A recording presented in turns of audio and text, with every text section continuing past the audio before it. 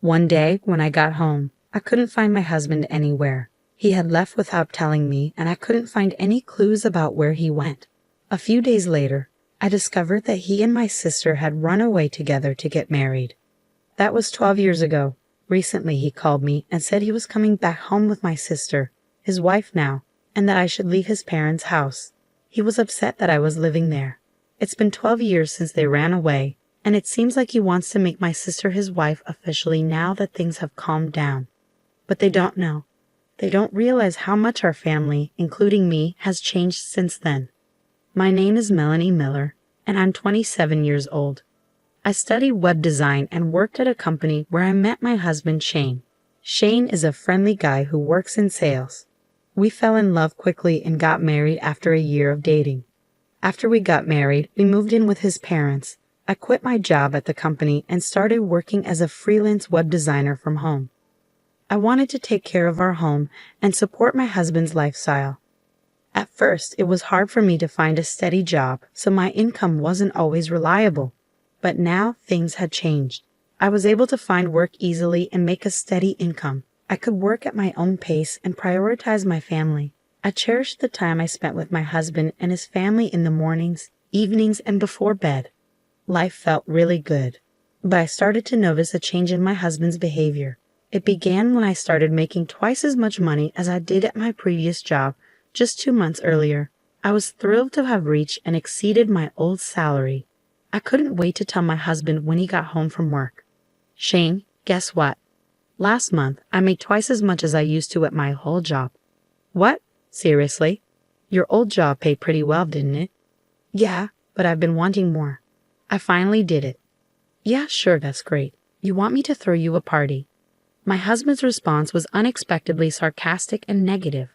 I couldn't understand why he was acting that way, so I asked, Shane, are you upset with me about something? Did I do something wrong? I thought you'd be happy for me. Why should I be happy? My salary didn't increase. Well, yes, but can't you just be happy for me, your wife? Really? I'm not like you. I'm just not naturally happy. Shane. After that argument, my husband started to withdraw more and more each day. Our talks became less frequent until I was the only one saying good morning and good night. Even though we had only been married for a year, it felt like we were far from happy. My in-laws, who we lived with, could sense the tension but never said anything. 2 months passed and nothing changed. We ate together in silence, and he always controlled the TV. When I was watching something, he would eat all the food I bought without asking. Whenever I tried to talk to him about it, he would argue, so I stopped bringing it up. One day, while I was cleaning the house, my mother-in-law approached me looking concerned. Melanie, how are you feeling? Are you all right? What do you mean, am I all right? Well, when you and Shane first got married, you used to go out and have a good time together. But lately, it seems like you don't do that much anymore, and you hardly talk. Yeah, but we've only been married for a year, I replied, trying to brush off her concern. I forced a smile to reassure her, but she could tell it wasn't genuine. She looked at me seriously. If you don't want to talk about it, that's okay, but I worry about you. Lately, it seems like you've been feeling down. Well, I'm not pretending to be okay. Your father has noticed it too. We're just concerned that you might be overwhelming yourself. Oh, Mom. I couldn't deny that my husband's discomfort with my higher income might have been partly my fault.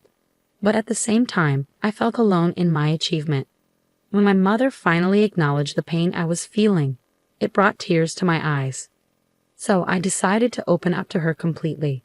After hearing everything I had to say, she started to comfort me and said, I'm so sorry. He's just not mature enough to be genuinely happy for your success. No, it's my fault. I was selfish to expect him to be genuinely happy for me. But you shouldn't have to deal with this alone in a marriage, Melanie. Keeping your feelings bottled up will only make things worse. I don't think it could get any worse. All right, so you and Shane really need to have a serious conversation about this. Can you do that? Yes, I can. Thank you for confiding in me, honey. She smiled warmly at me. Of course. Then she gave me a comforting pat on the head. My in-laws love me like their own daughter. They've been my support. Taking my mother-in-law's advice to heart, I decided to have a serious talk with my husband.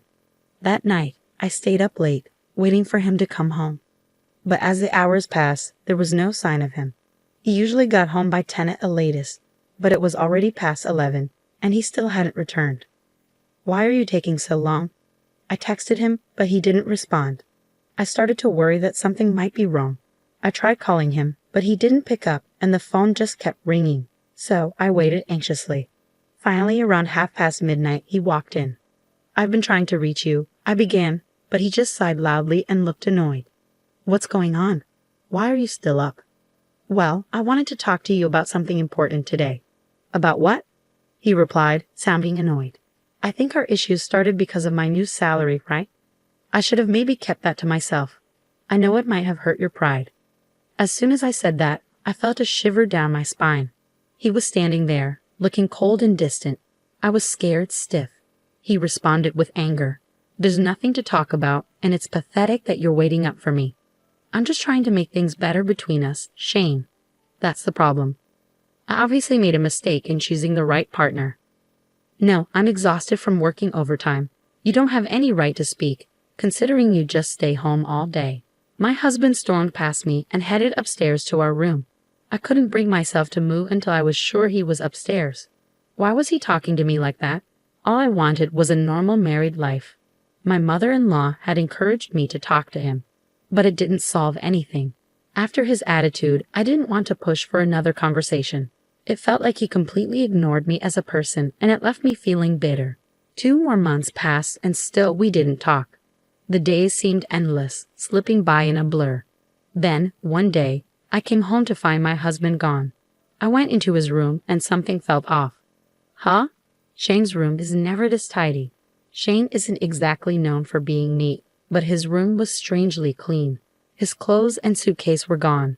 It hit me then, he'd moved out. I tried calling my in-laws, but their phone was either off or disconnected. Just as I was panicking, my sister, Mimi, called me. "Hi sis, it's been a while." "Mimi, I can't talk right now." "Is he? Your husband isn't there, is he?" "What? How did you know?" "Something's not right," I said, feeling a sense of unease. "I'm with your husband right now." "What? What do you mean?" "Well, I happened to be at the bar, and I ran into him there. We had a drink, and he mentioned that you two weren't really getting along." "Mimi, no, you can't be serious." "I am. I'm dating him now, and we're planning to get married, so don't try to stop me." "Going away? That's ridiculous. Bring Shane back home right now." "I'm sorry I can't. I've actually had feelings for him for a while now, and he's tall and handsome. I'm taking him." Then she hung up. I tried calling her back many times, but she never answered. Instead, she sent me pictures. There were dozens of photos of them together, going on dates, smiling. It was really hard for me to see. A few days later, I received the completed divorce papers signed by Shane. When I called his workplace, they told me he had already quit. I knew I couldn't deal with this on my own anymore. I decided to tell my parents and in-laws about what was happening and ask for their support. So Shane and Mimi are together now. He left his job and wants me to sign the divorce papers, I explained. There was a stunned silence. Then my father-in-law spoke up after a moment. "Melanie, I'm truly sorry for our son's foolishness. You don't have to forgive us, and you don't owe us anything." "Oh, Father, I can't forgive your sister either. You're like a daughter to me." "I can't forgive them for hurting my precious daughter," everyone echoed his sentiment. In that moment, our feelings towards Shane and Mimi changed completely. My in-laws were already considering moving to a new house. And after this, they said, "We want nothing to do with our son anymore." And they moved without telling him. My parents also decided to cut ties with my sister. If she ever comes back, we'll act like we don't know her. Someone who would betray their own sister like that isn't our daughter, they said. So I decided to go back home to my parents. I asked for alimony from Shane as part of the divorce agreement. He replied, "You'll get it when I get my divorce." Eventually, I received several million yen in alimony along with a message, "Divorce me." Once the divorce was finalized, I cut all ties with Shane and Mimi. It's been 12 years since then, and a lot has changed. My in-laws demolished the house we lived in and sold the land. I've become more successful as a web designer, and my income has grown significantly. Thanks to this, I can travel often with my parents and live a fulfilling life. Today, while I was working, I got a call. Without checking the caller ID, I answered, thinking it was a client. But instantly, it brought back unpleasant memories. It's been a while, Melanie. How have you been? Shane's voice echoed. I knew you recognized your ex-husband's voice, he chuckled. He's still spouting nonsense like before. What do you want? After 12 years, now you want to talk. I could hear him chuckle. No, you're in my house. Leave within the next 10 minutes. What? What are you talking about? We're facing some financial trouble anyway. I'm heading there now. I'm bringing my wife home to our house. You need to leave my parents' house now. It seems he still believes I'm living with his parents. He thinks that after 12 years, things have settled down and they'll finally be accepted. In the background, I hear my sister saying, "That's right, get out of there." But they really have no idea. Do they really think that just because it's been 12 years, everything is forgiven? The world isn't that forgiving, and I won't make it easy for them. But I took a deep breath and replied, if you want to go home, go ahead. But I'm not at your parents' house anymore. Oh really? Did my dad kick you out? How clueless can you be? Your parents' house is gone, Shane. Huh? What do you mean it's gone? Shane's voice started shaking with anxiety. At that moment, he arrived where the house used to stand. He screamed, "What the hell?" And I could hear the pain in his voice.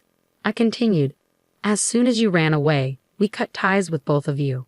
Your parents moved out, and my parents completely disowned the woman you're with. There's nowhere for you to come back to. Are you serious? How is this even possible? Believe it or not, it's up to you, but neither your parents nor mine consider you family anymore. You've proven you're not worthy since you both destroy people's lives. That's awful. But who's to blame for ruining your family? Don't ever call me again. I won't let you ruin my life any more than you already have. With that, I hung up and blocked their number. This time, I cut the last tie. After their failed attempt to go to his parents' house, they tried to come to mine, but my parents have already disowned her. My sister was crying loudly, but my parents just asked, "Who are you?" and ignored them at the gate. Then they both got down on their knees, begging, "Please forgive us. We have nowhere to go, please." Shane was pleading too. "I'm begging you, my parents' house is gone. We have nowhere to go." "Shut up, we don't care. You're not family anymore," my parents said as they sprinkled salt on the front door. "No, please wait, no please, I'm begging you," my father-in-law pleaded. "You don't get to call me that. Get out of here." They were so persistent that my father ended up sprinkling salt on them, and my mother called the cops for trespassing. They haven't been seen since. Last I heard, they were jobless, homeless, and asking their friends for money. But word got around about them, and no one was willing to help. And even if they returned to their hometown, they'd face the same fate. But they brought it on themselves. They made their bed, and now they have to lie in it. My parents and I will never see them again, and they'll spend the rest of their lives regretting their choices.